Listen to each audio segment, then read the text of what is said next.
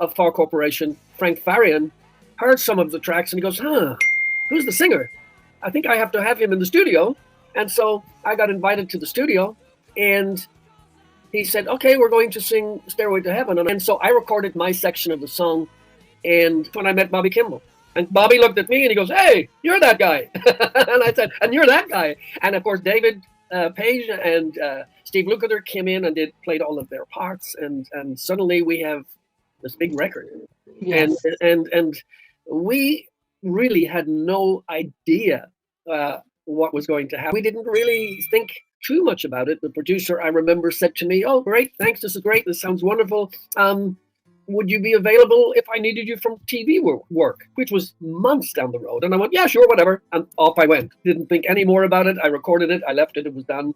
And suddenly I get the call to do the studio work or do the TV work, and then bam, it's just kept going and more TV. A song was on the radio 24 hours a day, and then Rudolf Schenker heard Stairway to Heaven.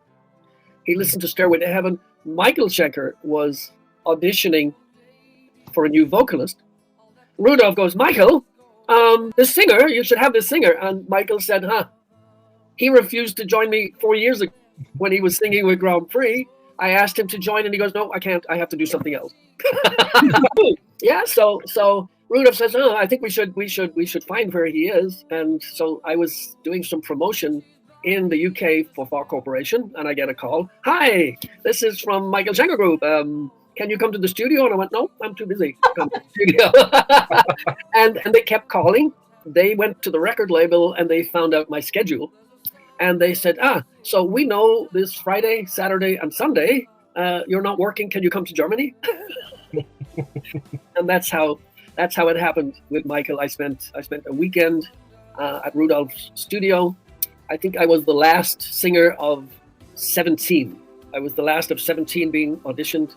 And about a week later, Klaus Meine, Rudolf Schenker, the management company, had all listened to all 17 singers. And then I had a call, hey, you want to join Michael Schenker Group? And then Michael called me, and Michael said, I have a great idea.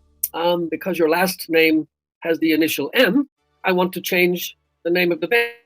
And I said, I think that's a terrible idea. I think it's a terrible idea. I love the MSG logo. It's been one of my favorite logos. I said, Michael Schenker Group is established. You shouldn't change it because it works. And he goes, no, I need a partner. You have M for Mcauley. I have M for Michael. So you can keep the M, and I'm okay. I'm okay with that. And that's how that happened. It's all weird.